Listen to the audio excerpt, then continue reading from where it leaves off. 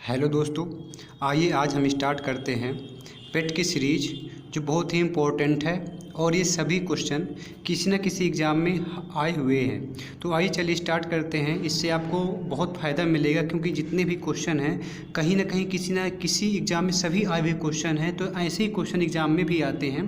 देखिए आइए चलिए स्टार्ट करते हैं। हमारा पहला क्वेश्चन है कि महात्मा गांधी कांग्रेस के अध्यक्ष किस अधिवेशन में चुने गए थे। ये क्वेश्चन कई बार एग्जाम में पूछा गया है। तो आज देखते हैं कि महात्मा गांधी कांग्रेस के अध्यक्ष किस अधिवेशन में चुने गए थे। तो बेलगांव अधिवेशन में चुने गए थे 1924 में। और अगर ये भी आपको जानकारी चाहिए कि महात्मा गांधी ने केवल एक ही कांग्रेस की अध्यक्षता की थी, वो केवल 1924 वाले में। इसके अलावा उन्होंने किसी भी कांग्रेस में अध्यक्षता नहीं की, केवल एक ही में की थी, वो 1924 वाले में और बेलगांव में। अगर पूछा जाए कि गांधी जी किस कांग्रेस की अध्यक्षता में किस में शामिल हुए थे, वो हुए थे 1901 वाले में। 1901 वाले में शामिल हुए थे और अध्यक्षता की थी 1924 वाले में। तो 1901 वाले कांग्रेस के अधिवेशन की अध्यक्षता की थी दिनसा वाचा ने। तो ये भी आपको जानकारी रखना है कि गांधी जी 1901 में शामिल हुए थे और 1924 में अध्यक्षता की थी। तो गदर पार्टी की स्थापना कब और कहाँ हुई थी। तो गदर पार्टी की स्थापना 1 नवंबर 1913 को सैन फ्रांसिस्को में हुई थी, अमेरिका में। इसे हॉलीवुड जो पिक्चरें बनती हैं वहीं पर बनती हैं। जैसे हमारे यहाँ मुंबई है बॉलीवुड, उसी तरह सैन फ्रांसिस्को में हॉलीवुड है। अगर पूछा जाए गदर पार्टी किसके नेतृत्व में बनी थी, तो लाला हरदयाल के नेतृत्व में बनी थी। और देखिए अगला क्वेश्चन है गदर पार्टी के पहले अध्यक्ष किसको बनाया गया था। तो आपको जानकारी रखना है कि गदर पार्टी के जो पहले अध्यक्ष थे सोहन सिंह भाखना थे। कौन थे? सोहन सिंह भाखना, आपको ध्यान रखना है। और महात्मा गांधी को कैसर हिंद की उपाधि से कब नवाजा गया था। देखिए गांधी जी जो है अफ्रीका से कब आए थे? 9 जनवरी 1915 को गांधी जी भारत आए थे। और 9 जनवरी 1915 को, इसीलिए 9 जनवरी को जो है कौन सा दिवस मनाया जाता है? प्रवासी भारतीय दिवस मनाया जाता है। और गांधी जी, और इसी समय आपको ये पता होगा कि 1914 से ही आपका क्या स्टार्ट हो गया था। 1914 से 1918 के बीच में क्या चालू हो गया था? प्रथम विश्व युद्ध चल रहा था 1914 से 1918 के बीच में। और गांधी जी भारत में कब एंट्री हुई? 9 जनवरी 1915 को एंट्री हुई महात्मा गांधी की। तो महात्मा गांधी ने क्या किया था कि भारतीयों को शामिल किया था द्वितीय विश्व युद्ध में ब्रिटेन से लड़ने के लिए भारतीयों को। तो जो अंग्रेज थे उन्होंने जो गांधी जी को इससे खुश होकर किसकी उपाधि दी? कैसर हिंद की उपाधि दी थी। और इनको जो है भर्ती करने वाला सर्जेंट भी बोला जाता है। तो ये भी आपको जानकारी रखना है। तो सन 1915 में गांधी जी को कैसर हिंद की उपाधि मिली थी। आगे देखते हैं किस अधिवेशन में कांग्रेस के नरम दल और गरम दल में एकता हो गई। तो पहले आपको ये पता होना चाहिए कि ये अलग कब हुए थे। देखिए 1907 में कांग्रेस अधिवेशन में, ये 1907 वाला कहाँ हुआ था? सूरत में हुआ था। जिसकी अध्यक्षता किसने की थी? रास बिहारी बोस ने की थी। यहाँ पर जो है नरम दल और गरम दल 2 पार्ट में डिवाइड हो गए थे। ठीक, तो आपको ऐसे याद करना है कि 7 में जो है इस 1907 में उनकी सूरत एक दूसरे को पसंद नहीं, रास नहीं आई, तो रास हो जाएगा रास बिहारी बोस। और सूरत पसंद नहीं आई किसकी? नरम दल गरम दल की। तो 7 में जो है सूरत रास नहीं आई, तो रास बिहारी बोस ने अध्यक्षता की थी। और कहाँ हुई थी? सूरत में। और रास नहीं आई तो इसलिए उन्होंने क्या अपना छोड़ दिया? साथ छोड़ दिया। तो 1907 भी याद रहेगा, सूरत भी याद रहेगा और रास बिहारी बोस भी याद रहेगा। तो आपको ध्यान रखना है कि 1907 में अध्यक्षता की थी कांग्रेस की रास बिहारी बोस ने। और कहाँ हुई थी? सूरत में। यहाँ पर जो है ब्रेकअप हो गया था नरम दल का और गरम दल में। और पेचअप कब हुआ? यानी कि 1916 में लखनऊ अधिवेशन में जो है एक हो गए थे। अंबिका चरण मजूमदार ने इसकी अध्यक्षता की थी। ये भी आपको जानकारी रखना है। ये अगला क्वेश्चन है कि मुस्लिम लीग और कांग्रेस ने मिलकर किस अधिवेशन में संयुक्त समिति की स्थापना की? लखनऊ अधिवेशन। ये भी 1916 वाला ही आपको ध्यान रखना, 1916। तो स्वशासन के लिए बाल गंगाधर तिलक ने किस संस्था की स्थापना की? स्वशासन मतलब होम रूल लीग की स्थापना जो है 1916 में, मार्च 1916 में पूना में जो है बाल गंगाधर तिलक ने की थी होम रूल की।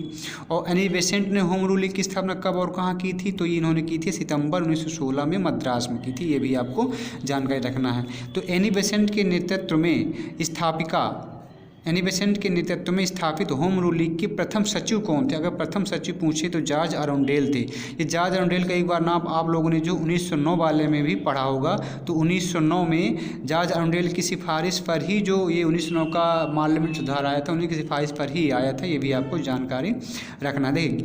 अब आ गया वही चीज़ कि भर्ती करने वाला सर्जेंट किसे कहा जाने लगा? तो महात्मा गांधी को जो है, क्योंकि इन्होंने क्या किया था, प्रथम विश्व युद्ध के दौरान जो है गांधी जी ने लोगों को सेना में भर्ती किया था, प्रोत्साहित किया था। तो फिर अंग्रेजों ने इन्हें जो खुश होकर के किसकी उपाधि दी थी? कैसर हिंद की उपाधि दी थी।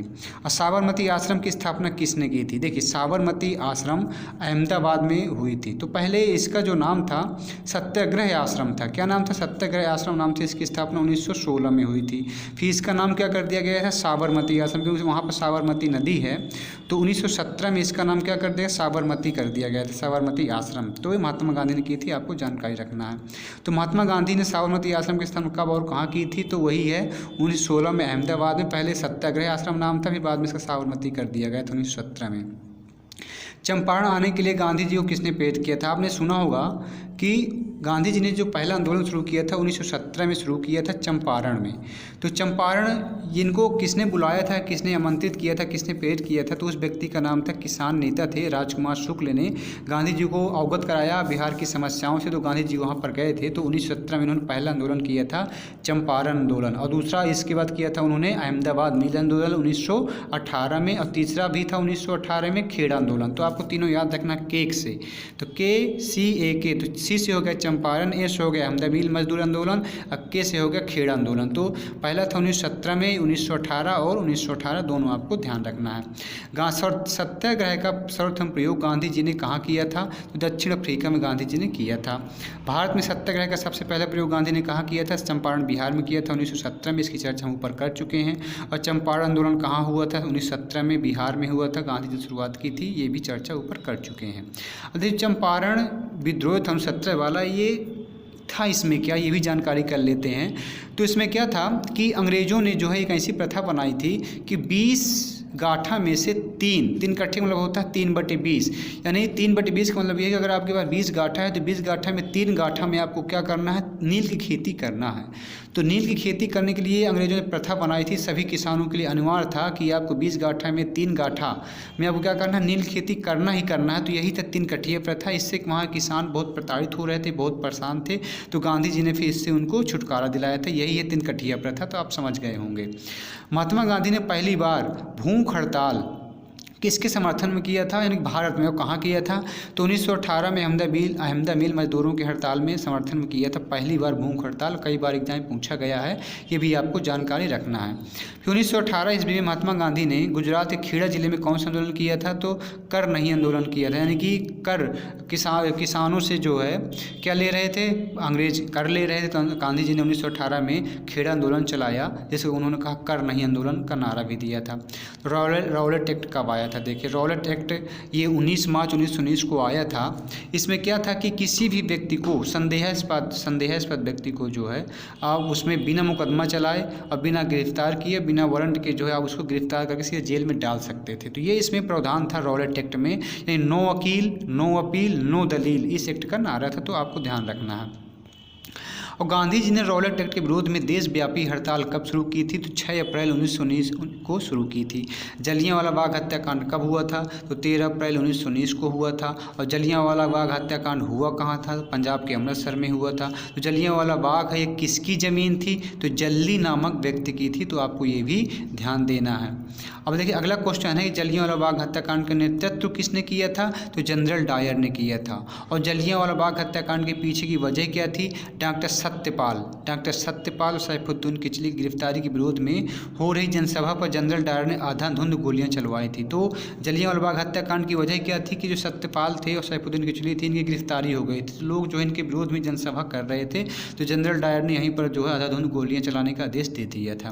तो जलियांवाला बाग हत्याकांड में कितने लोगों की मौत हुई थी? देखिए, जो सरकारी रिपोर्ट के अनुसार जो है 379 सरकारी रिपोर्ट के अनुसार 379 की मृत्यु हुई थी।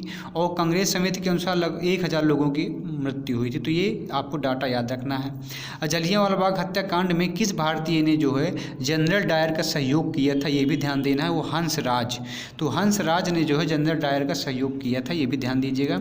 अब देखिए किसने जलियांवाला बाग हत्याकांड के विरोध में यानी कि यहाँ से विक्षुब्ध होकर के जो है कार्यकारिणी परिषद से की सदस्य से इस्तीफा दिया था, वो थे शंकर नायर। तो शंकर नायर ने जो है वायसराय कार्यकारिणी परिषद से इस्तीफा दे दिया था शंकर नायर ने।